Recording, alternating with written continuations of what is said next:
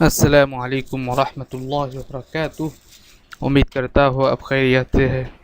پیارے ناظرین، آؤ فارسی پڑھنا سیکھو کے پہلا سبق کو پڑھ چکے ہیں، اور اگر آپ دھیان سے دیکھیے تھے تو ضرور آپ کے ذہن میں سوال بھی پیدا ہوا ہے، اس لیے کہ میں نے جب عبارت پڑھا ہو تو پہلا اسم کے آخر میں یا مجہول کے ساتھ پڑھا ہو اور اس کو یا مجہول کے ساتھ لکھا گیا ہے۔ تو دیکھ لیجئے عبارت: خدائے جہان، خدائے جہان، اس کا معنی ہے جہان کا خدا۔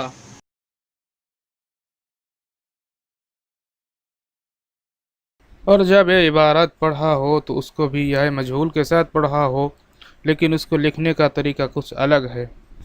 دیکھ لیجئے عبارت: روزائے رمضان، روزائے رمضان، اس کا معنی ہے رمضان کا روزہ۔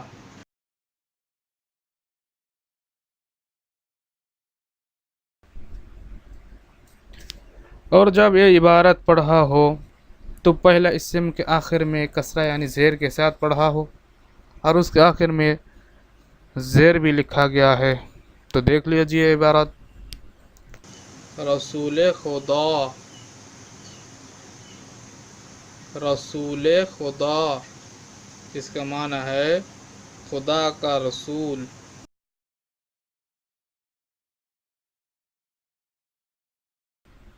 اب سوال یہ ہوتا ہے کہ لکھنے اور پڑھنے میں اس طریقے کے فرق اور ڈیفرنس کس لیے ہے؟ تو انشاءاللہ آج کے درس میں یہ سب سوالوں کا حل بتاؤں گا۔ یہ حل انشاءاللہ اس طریقے کے تمام فارسی عبارت کو پڑھنے میں آسانی پیدا کرے گا۔ اس حیثیت سے آج کا یہ درس اول سے آخر تک، فرسٹ ٹو لاسٹ، بہت ہی اہم ہے۔ پیارے ناظرین، خوب دھیان سے سنیے اور سمجھنے کی کوشش کریں۔ تو چلیے شروع کرتے ہیں۔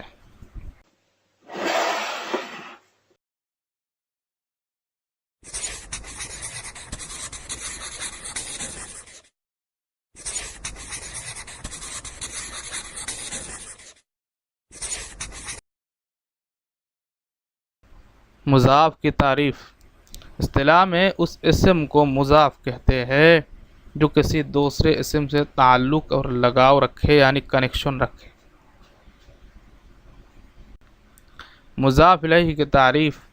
اصطلاح میں اس اسم کو مضاف الیہ کہتے ہیں جس اسم سے کسی دوسرے اسم تعلق اور لگاؤ رکھے۔ اضافت کی تعریف۔ مضاف اور مضاف الیہ کے درمیان جو تعلق اور لگاؤ یعنی کنیکشن ہے اس کو اضافات کہتے ہیں۔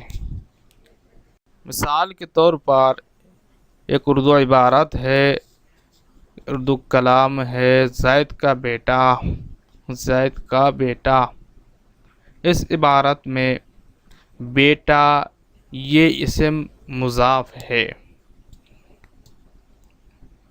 اس لیے کہ ہم نے مضاف کی تعریف میں پڑھ چکے ہیں کہ جو کسی دوسرے اسم سے تعلق اور لگاؤ رکھے اس کو مضاف کہتے ہیں۔ اس تعریف کے مطابق بیٹا یہ اسم مضاف ہے اور زید اسم یہ مضاف الیہ ہے، اس لیے کہ ہم نے مضاف الیہ کی تعریف میں پڑھ چکے ہیں کہ جس اسم سے کسی دوسرے اسم تعلق اور لگاؤ رکھے اسے مضاف الیہ کہتے ہیں۔ اس تعریف کے مطابق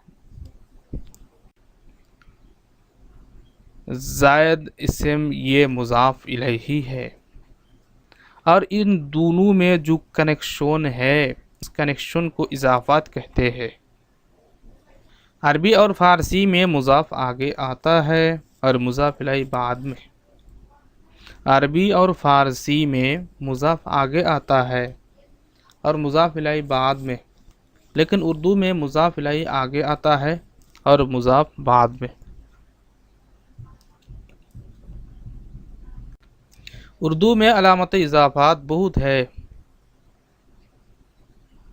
مثال کے طور پر کا، کے، کی، یہ علامت اضافت ہے اور بھی علامت ہے۔ مثال کے طور پر 3 کو یہاں ذکر کیا ہے۔ اسی طرح فارسی میں بھی علامت اضافت ہے۔ اردو میں جس طریقے سے علامت اضافت ہے، فارسی میں بھی علامت اضافت ہے۔ فارسی میں علامت اضافت 3 ہے اور یہ علامت مضاف کے آخر میں لگایا جاتا ہے۔ دھیان سے سنیے ناظرین، فارسی میں علامت اضافات کتنے ہیں؟ 3 ہے، اور یہ کہاں لگایا جاتا ہے؟ اور یہ علامت مضاف کے آخر میں لگایا جاتا ہے۔ کہاں؟ مضاف کے آخر میں لگایا جاتا ہے۔ یا مجہول نمبر 2 میں ہے حمزہ اور نمبر 3 میں ہے کسرہ یعنی زیر۔ یہ ہے فارسی علامت اضافت۔ اگر مضاف کا آخری حرف الف یا واو ہو، مضاف کا آخری حرف اگر الف یا واو ہو تو اس مضاف کے آخر میں علامت اضافت یا مجہول آتی ہے۔ کیا آتی ہے؟ یا مجہول آتی ہے۔ مثال کے طور پر دانا، دانا مضاف ہے، زمانہ مضاف الیہ ہے، دانا کے آخر میں الف ہے، اس لیے قاعدہ کے مطابق اس کے آخر میں کیا لگایا گیا ہے؟ یا مجہول لگایا گیا ہے۔ بوئے گل، بوئے گل، بو یہ ایک اسم ہے، اس کے آخر میں واو ہے، اس لیے اس کے آخر میں یہ یا مجہول لگایا گیا ہے۔ اگر مضاف کا آخری حرف ہائے مختفی ہو، مضاف کا آخری حرف اگر ہائے مختفی ہو تو اس کے آخر میں علامت اضافت حمزہ آتی ہے، لیکن پڑھنے کے وقت اس کو یا مجہول کے طرح ہی پڑھنا ہے۔ مثال کے طور پر روزائے رمضان، روزائے رمضان، روزہ لکھنے کے وقت اس کے آخر میں ہے مختفی ہے، اور روزہ اس عبارت میں مضاف ہے، اس لیے اس کے آخر میں ہا کے اوپر ایک حمزہ لگایا گیا ہے، لیکن پڑھنے کے وقت یا مجہول کی طرح پڑھنا ہے۔ روزائے رمضان، روزائے رمضان۔ غیر مضاف کا آخری حرف اس 3 حروف کے علاوہ دوسرا کوئی حرف ہو تو اس کے آخر میں کسرہ آتی ہے۔ مثال کے طور پر خاک ہند، خاک ہند، ہندوستان کا مٹی، تو ایک خاک مضاف ہے، عبارت میں خاک مضاف ہے۔ یہ اسم کے آخر میں کوئی الف نہیں ہے، واو بھی نہیں ہے، ہے مختفی بھی نہیں ہے، اس لیے اس مضاف کے آخر میں کیا لگایا گیا؟ کسرہ لگایا گیا، خاک ہند۔